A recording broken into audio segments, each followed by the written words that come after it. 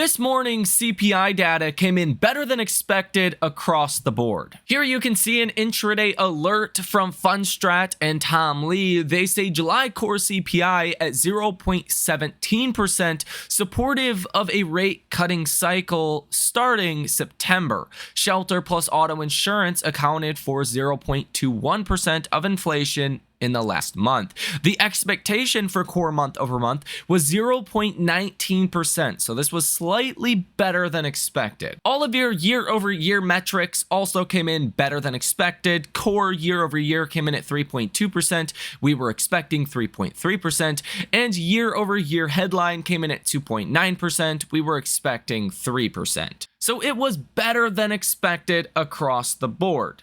But let me be the first to tell you, it doesn't matter. Fundstrat and Tom Lee said today, while bottoms are a quote process, a good July core CPI tilts risk on at least until Jackson Hole, which starts August 22nd through August 24th.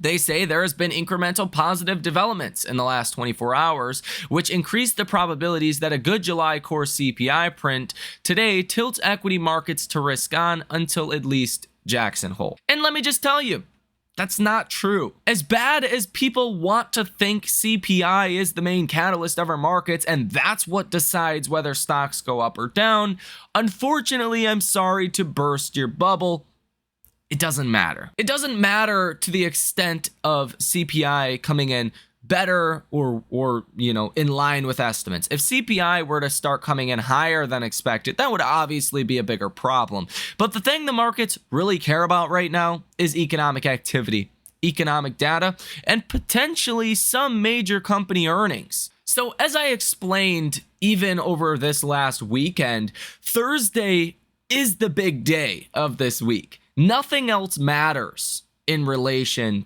to Thursday, because tomorrow, Thursday, we get our retail sales report. Now, the focus right now from investors is all about the economy. Is the economy weakening? Is that going to put pressure on corporate margins and overall profitability? Is the consumer doing okay? That's what Wall Street is jittery about right now. It's not about inflation. So retail sales month over month came out at 0% last month. We are expecting positive 0.3% tomorrow morning. If this were to come in, let's say negative, I think you have a 2 to 3% negative day for the S&P and the NASDAQ. It would be like a really disproportionately bad day if this data even remotely comes in weak. And that's really the main catalyst of this week. You also have export prices, import prices, initial jobless claims. Initial jobless claims will be important. If that does come in higher than 235,000, Wall Street can get nervous around that as well. New York Empire State Manufacturing, Philadelphia Fed Manufacturing, Philly Fed Business Conditions, CapEx index, employment, new orders, and prices paid. Specifically, the prices paid component could be important, but in relation to retail sales and initial jobless claims, none of these other data points are really going to mean all too much. But I will mention export prices, import prices, industrial production, manufacturing production, and business inventories that all come out between 8:30 and 10 o'clock in the morning tomorrow, Eastern Standard Time, will move your estimates for the Atlanta Fed GDP Now tracker for Q3 GDP. So Q3 GDP is estimated at 2.9%. Wall Street has this at about 1.8%. So we'll see if that data comes in bad, then GDP estimates are going to fall. But really, it's all about retail sales tomorrow. And I think the markets are, quote unquote, snitching or leaking, if you will, that the retail sales numbers could be pretty bad tomorrow. Let's take a look at what's going on in our markets. Tesla, for an example. I think we'll use Tesla here. There's no news today. There's no bad news today. Nothing's happening. CPI came in a little bit better than expected. You would think Tesla would be having a good day today. In fact, it's not. The stock's down about 3.5% at the time of recording this video. Well, let's say retail sales come in bad tomorrow, and someone already knows that. It would make sense to sell Tesla stock today.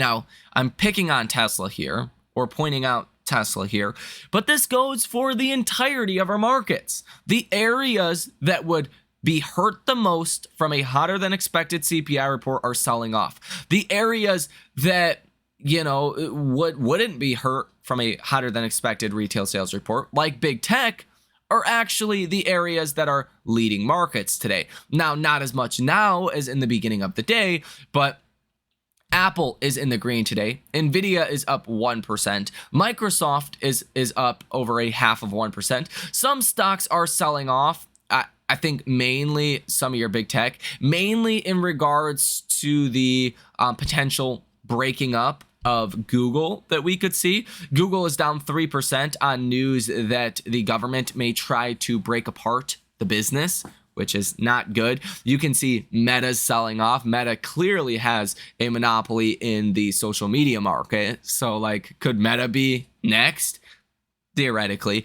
Amazon, I think there's less of an antitrust, argument there, but Amazon is also selling off in sympathy. So, you're actually getting some nice inflows to big tech relative, again, to Tesla or to other areas that are more consumer cyclical in nature. So at the bare minimum, this suggests to me Wall Street is preparing for a lower than expected retail sales number, and maybe even someone already knows that retail sales number is going to come in bad. Tesla's not a small company, so to see Tesla down 3.5% on good CPI heading into a catalyst that is pivotally important for Tesla, I think that kind of tells you a lot.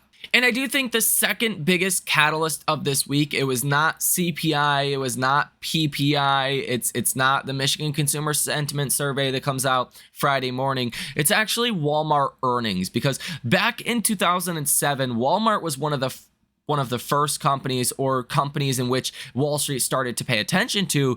When Walmart warned about the consumer weakening in 2007, around August or so, coincidentally this same quarter in 2007, it really put Wall Street on notice that there could be material weakness to come in the consumer.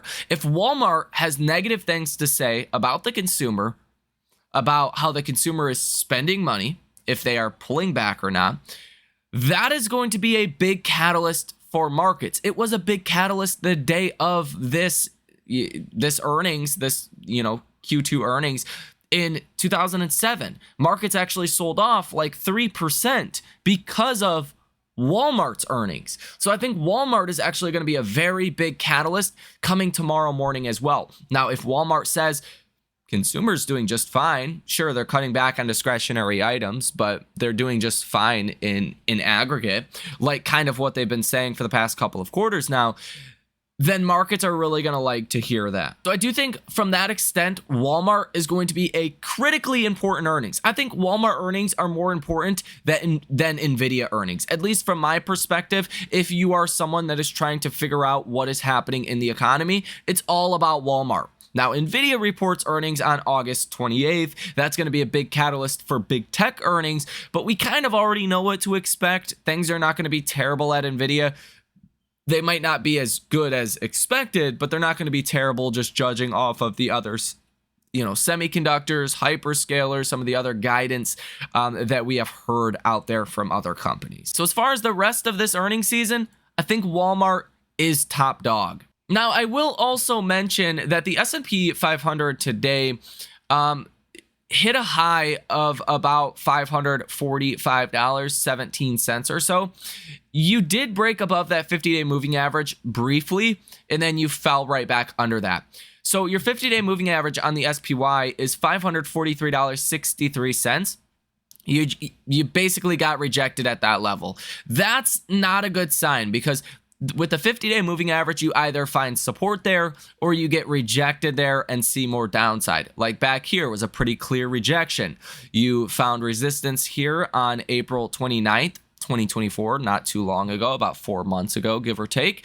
And then what happened? The next day you sold off 1.6%, and then you sold off 0.33%. You bounced, you broke above the 50-day moving average, and it was off to the races. Every time you hit this 50-day moving average, it's seen as really a critical level for traders and investors, but also for algorithms. So even back here in October 17th, 2023, you had bounced from a low, you bounced to this 100-day and this 50-day moving average. What happened when you hit the 50-day moving average? You found resistance right at that level on October 17th, like literally right here at like on the penny of this 50-day moving average. You found resistance. What happened? Next day later, you were down over 1%. Day later after that, you were down 1%. The day later, you were down 1%. And that's where you actually continued to hit that correction level low. This was October of 2023. You ended up falling about 10.6%. But when you tested that 50-day moving average and got rejected, that meant even more downside. So are you going to hit a new low because you got rejected on the 50-day moving average?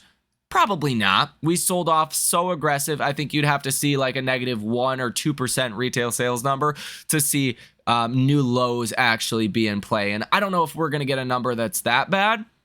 It's possible though. And I do think purely on a risk to reward perspective, with the economy slowing down and now markets back to this 50-day moving average, the risk here is way more tilted towards the downside than to the upside. Like, I think there is a much greater chance that we fall 5% from here than rally 5% from here because of the risks in the economy. And a 5% rally from here would put the SPY at 570. That would be a new all-time high. I think we have a greater chance of going back down to, some of the lower levels we were just at. 5% down from here would put the SPY at about 515. Then, hitting new all-time highs at this point. I don't really think there's a catalyst from here to hit new all-time highs. So if you're betting on the next 5% move, odds are dramatically tilted towards the downside from here. Like, what's the real catalyst? Earnings are out the way. Nvidia, I'm sure they impress investors. That's already expected. Like, what's the real catalyst here? You would have to see some incredible strength in the economy and some of those recession fears really start to die down to get another 5% higher from here. I mean, is that likely? Doesn't seem like it. Ryan Detrick is one of the most bullish investors that you'll really find on X or in general. And he says the S&P 500 quickly back up to the 50-day moving average and an area of that gap. Logical place to take a little break, but still constructive. And we think the lows were set last week. So we don't necessarily need to break new lows, but to see a little bit of a fall here, a little bit of a reset, makes sense, even to Ryan Detrick, that is very bullish. In another piece of really troubling news that came out just in the last 24 hours, Chinese bank loans fall for the first time in almost 20 years. So you're actually seeing loans being retracted, right? Credit lines being contracted and not expanded. I mean, this is the first time since 2005 this has happened. And this is a pretty troubling sign. You can also see core goods CPI plunge further into deflation territory in July, negative 1.9% year over year. And this is one of those signs as well that maybe retail sales come in bad. I mean, even looking at, other periods in history like 08, you got a little bit of a contraction, but nothing like this. You had to go back to, the dot-com bubble, right? 2002, 2003, the end of the dot-com bubble, if you will, to get deflation like this in core goods. Okay. Now, what this tends to really mean is, from an economic perspective, the more inflation you see in core goods, the more demand for core goods. If you see deflation, that means there's probably not good demand for core goods, because, I mean, if companies are actually lowering prices, they're trying to spur demand. right? Supply and demand would dictate prices go higher with more demand, prices go lower with less demand. So this is a sign that retail sales are probably going to come in, bad tomorrow. And Biden says prices are still too high. Just to circle back to CPI for just a moment, Nick Timiraos says what the July CPI means for the Fed. Nick Timiraos is seen as potentially the Fed's mouthpiece, right? He's the guy that kind of gets messages from the Fed like, hey, say this, indicate this of future Fed policy potential changes. And Nick Timiraos says the July CPI extends a run of much cooler inflation and makes a September rate cut from the Fed as close to a lock as these things get. This report makes it easier at the margin to avoid dissents on the first cut. This report doesn't resolve the debate on whether to start with 25 basis points versus 50 basis points. To get 50 basis points, you probably need to see something bad in the labor market. A big question for the September FOMC will be how many cuts are penciled in for the rest of the year. Remember, the September SEP is unusual because the SEP is calendar based. It's basically guiding on the path of policy at the November and December meetings. Mild inflation readings could make a 3-cut baseline more likely. So that would mean a cut September, a cut November, and a cut in December. Markets are currently pricing in a 58% chance of only a 25 basis point cut September. Retail sales are going to flip these odds, in my opinion. If retail sales come in lower than expected, then you're going to see the odds of a 50 basis point cut really jump. Right now, it's only a 42% odds of a 50 basis point cut. Ryan Dietrich says the S&P 500 is up more than 4.5% over the past 4 days. He looked at other times that happened and you were above the 200-day moving average, so in a bullish trend. Sure enough, higher a year later, 84% of the time, and up 11% on average. Bottom line, this isn't bearish. Goldman Sachs is now pricing in a 41% chance of a U.S. recession. This is up from just 29% back in April. And again, if retail sales do come in bad, or if Walmart has bad things to say about the consumer, then your odds across the board of a U.S. recession are going to go up quite a bit. And wow, you can see there's 208 basis points of cuts priced into the next 12 months. So that is at least 8 to 9 rate cuts priced in over the next 12 months. And then you gotta hate when fund managers like Apollo say things like this. US households are in much better shape than households in Canada and the UK, with 110% household debt to income. Calling this relatively low is ridiculous, suggesting that, we're going to avoid a recession based on this alone. Germany's debt to income is 99%, so it's lower than us. They're in better shape than us, and Germany is in a recession as we speak. And TS Lombard shares the scariest China chart, and it's showing you the correlation between China's GDP nationally year over year and China's M1 money supply year over year that just went massively negative, like negative, 5%, 6% year over year. These things tend to correlate with each other, so there's could be a pretty bad situation brewing over in China. And come to think about it, maybe that's why Tesla sold off more than other stocks today. They do a lot of business in China, but still, it looks like potentially someone already knows retail sales are going to come in bad, and they are preparing for that today. Kerr S. Elkrichter, I think, I don't know, I probably butchered that. He writes on X, the SPX is testing its resistance around 5,450 to 5,500, and I expect this will be followed by broader market weakness. A downside gap to 5,064 is still in play. For anyone that does not know the translation from SPX to SPY, basically take one number off, right? That would be the S&P down to 506. That would be new lows. Here you can see today you have 2.15% of all stocks that are trading now below their 50-day moving average today compared to yesterday. So what this means is 2% of all stocks are breaking below their 50-day moving average. That just means there's a lot of pain out there for markets today. And again, on a day where CPI just came in better than expected, It's not what you would expect to happen. You now have 46.09% of stocks currently trading above their 50-day moving average. And your treasury yields are declining almost 3 basis points today to 3.82%. The CNN Fear and Greed Index just broke into fear territory. For the first time since August 5th at least, we were in extreme fear. Even during this 5% or so bounce we've seen in the S&P, you were sitting in extreme fear the whole time. The CNN Fear and Greed Indicator was basically broken, it seemed like. But now you are back in fear with 26 as your headline number. Yesterday, you were in extreme fear at 24, and 1 week ago, you were in extreme fear at 19. As far as your 7 fear and greed indicators, market momentum is fear, stock price strength is fear, stock price breadth is fear, put and call options, extreme fear, market volatility is neutral now as the VIX is down to 16 and some change, and safe haven demand, extreme fear, junk bond demand, also in extreme fear.